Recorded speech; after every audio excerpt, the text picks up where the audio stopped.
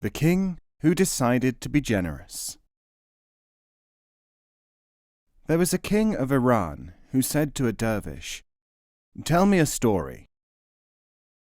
The dervish said, "Your Majesty, I will tell you the tale of Hatim Tai, the Arabian king and the most generous man of all time, for if you could be like him, you would indeed be the greatest king alive." "Speak on," said the king. "But if you do not please me, having cast aspersions upon my generosity, you will lose your head." He talked in this way because in Persia it is customary for those at court to tell the monarch that he already has the most excellent qualities of anyone in the world, past, present, or future.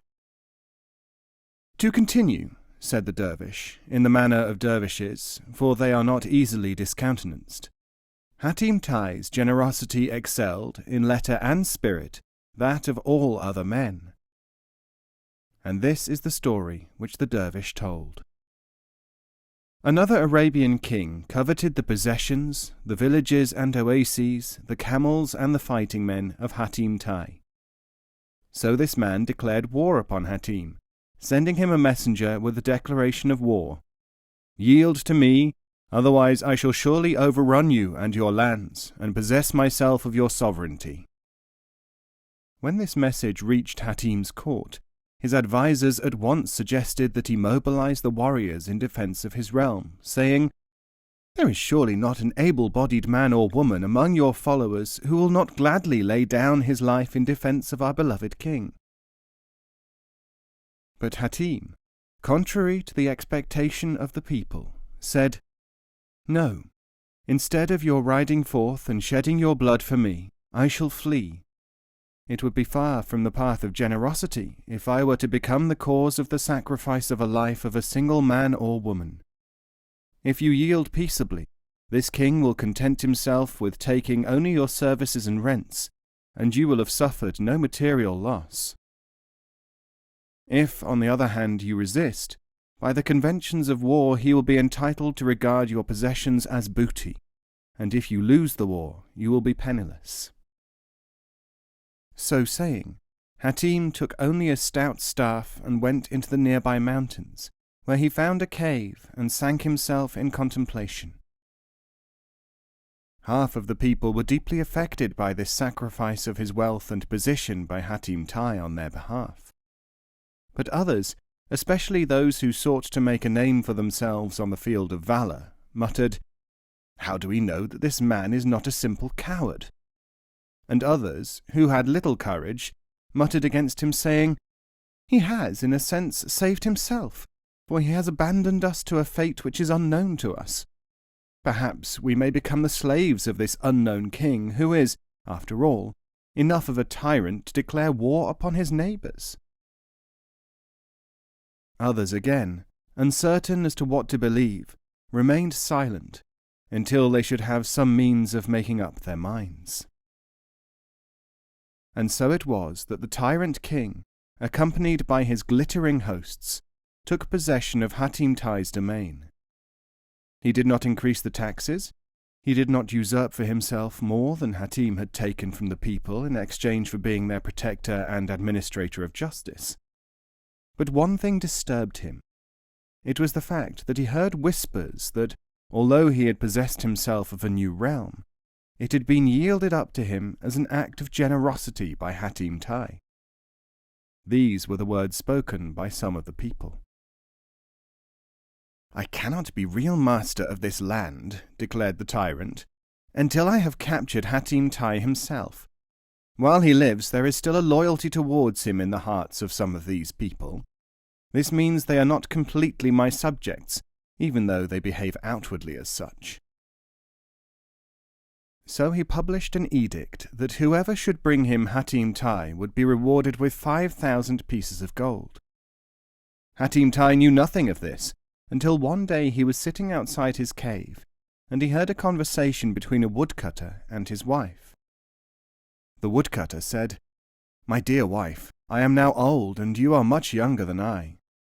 We have small children, and in the natural order of events I may be expected to die before you while the children are youngsters. If we could only find and capture Hatim Tai, for whom there is a reward of 5,000 pieces of gold from the new king, your future would be secure." "Shame on you," said his wife. "Better that you should die, and that I and our children should starve, than that our hands should be stained with the blood of the most generous man of all time, who sacrificed all for our sake." "That is all very well," said the old man, "but a man has to think of his own interests. I have, after all, responsibilities. And in any case, every day more and more people believe that Hatim is a coward. It will only be a matter of time before they have searched every possible piece of cover for him." "The belief in Hatim's cowardice is fueled by love of gold. Much more of this kind of talk, and Hatim will have lived in vain." At that moment Hatim Tai stood up and revealed himself to the astonished pair. "I am Hatim Tai," he said. "Take me to the new king and claim your reward." The old man was ashamed, and his eyes filled with tears. "No, great Hatim," he said, "I cannot bring myself to do it."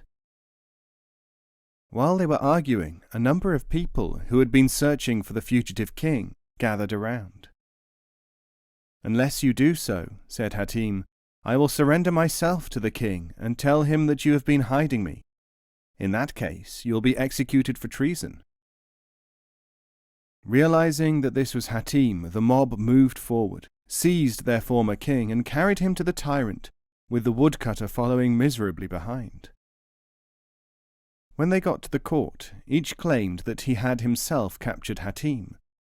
The former king, seeing a resolution on the face of his successor, asked to be allowed to speak. "Know, O king, that my evidence should also be heard. I was captured by this old woodcutter, and not by yonder mob. Give him, therefore, his reward, and do what you will with me."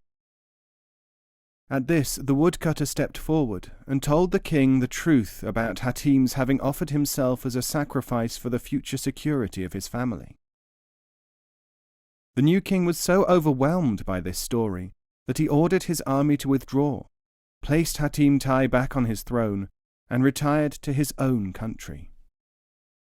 When he had heard this story, the king of Iran, forgetting his threat against the dervish, said, "An excellent tale, O dervish, and one from which we can benefit. You, at any rate, cannot benefit, having already abandoned your expectations of this life and being possessed of nothing. But I am a king, and I am rich. Arab kings, people who live on boiled lizards, cannot match a Persian when it comes to real generosity. An idea strikes me. Let us get to work." Taking the dervish with him, the king of Iran summoned his greatest architects to a large open space and ordered them to design and build an immense palace. It was to be composed of a central strong room and 40 windows. When it was completed, the king caused every available means of transport to be assembled and the palace to be filled with pieces of gold. After months of this activity, a proclamation went forth.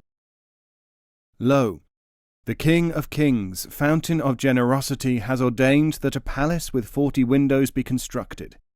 He will, personally, every day, dispense gold to all needy people from these windows."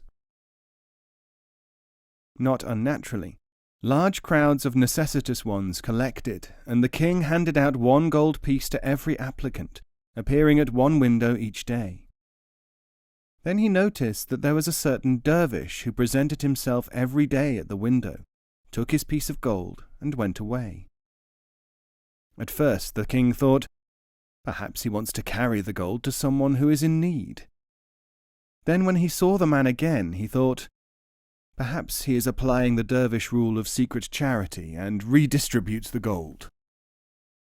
And every day when he saw the dervish, he excused him in his own mind, until the 40th day when the king found that his patience could not endure further. Seizing the hand of the dervish, he said, "Ungrateful wretch! You neither say thank you, nor do you show any esteem for me. You do not smile, you do not bow, you come back day after day. How long can this process continue? Are you saving up from my bounty to become rich, or are you lending out the gold on interest? Far indeed are you from the behaviour of those with the honourable badge of the patched robe." As soon as these words had been said, the dervish threw down the 40 pieces of gold which he had received. He said to the king, "Know, O king of Iran, that generosity cannot exist without 3 things preceding it. The first is giving without the sentiment of generosity. The second is patience. The third is having no suspicions." But the king never learned. To him, generosity was bound up with what people would think of him, and how he felt about being generous. This traditional story, which is known to readers mainly through the Urdu classic The Tale of the Four Dervishes, succinctly illustrates important Sufi teachings. Emulation without the basic qualities to sustain that emulation is useless. Generosity cannot be exercised unless other virtues are developed as well. Some people cannot learn even from exposure to teachings, the latter being represented in the tale by the first and second dervishes. The Cure of Human Blood. Maulana Bahuddin Naqshband was asked, "How is it that ignoble men or infants, as in so many stories, can be spiritualized by a glance or in some indirect way, merely by coming into contact with a great teacher?" He gave the following story as a reply, saying that this method paralleled the indirect route of spiritualization. In the days of the great empire of Byzantium, one of its emperors was sick with a dreadful disease, which no doctor could cure. He sent ambassadors to every country with full descriptions of the ailment. One arrived at the school of the great El-Ghazali, who was a Sufi whom the emperor had only heard of as one of the great sages of the East. El-Ghazali asked one of his disciples to make the journey to Constantinople. When the man, El-Arif, arrived, he was taken to the court and treated with all honour, the emperor beseeching him to effect a cure. Sheikh El-Arif asked what remedies had been tried and which further ones were contemplated. Then he made an examination of the patient. Finally he asked for a full audience of all the court to be called, while he made his declaration of how the cure might be effected. When all the nobles of the empire had assembled, the Sufi said, "Your Imperial Majesty had better use faith." "The Emperor has faith," answered a cleric, "but it does not take therapeutic effect." "In that case," said the Sufi, "I am compelled to say that there is only one remedy on earth which will save him, but I do not want to speak it, so dreadful a thing is it." But he was pressed, promised riches, threatened and cajoled. So he said, "A bath in the blood of several hundred children under 7 years of age will cure the emperor." When the confusion and alarm occasioned by the words had subsided, the councillors of state decided that the remedy was worth trying. Some, it is true, said that nobody had any right to attempt such a barbarity at the behest of a foreigner of doubtful origins. The majority, however, considered that any risk was to be taken to preserve the life of an emperor such as this, whom they all respected and almost worshipped. They prevailed upon the monarch in spite of his reluctance, saying, "Your Imperial Majesty has no right to refuse, for this would deprive his empire of even more than the life of all his subjects, let alone a number of children." Therefore the word was sent around that all children in Byzantium of the required age were to be sent to Constantinople within a certain period, in order to be sacrificed for the emperor's health. The mothers of these children in almost every case called down curses upon the head of their ruler, for being such a monster as to demand their flesh and blood for his own salvation. Some, however, prayed instead that the emperor might be healed before the time set for the slaying of their children. The emperor himself, after a certain amount of time had elapsed, began to feel that he could not allow such a deed as the slaughter of young children on any pretext whatever. The problem put him into such a state of mind that it tortured him night and day, until he gave out the edict, "I would rather die myself than see the innocent die." No sooner had he said this than his sickness began to abate, and he was soon perfectly well again. Shallow thinkers at once concluded that he had been rewarded for his good action.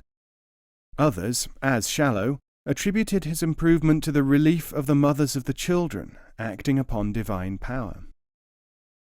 When the Sufi el-Arif was asked as to the means by which the disease had abated, he said, as he had no faith, he had to have something equivalent to it. This was his single-mindedness, coupled with the constructive desires of the mothers who wanted a remission of the disease before a certain time. And the scoffers among the Byzantines said, what a special dispensation of divinity it was that the emperor was healed in response to the holy prayers of the clergy, before the bloodthirsty Saracen's formula was tried. For was it not obvious that he was only trying to destroy the flower of our youth, which would otherwise grow up, and would one day fight against his kind? When the matter was reported to El-Ghazali, he said, an effect can take place only through a manner devised to operate within the time allotted to its attainment.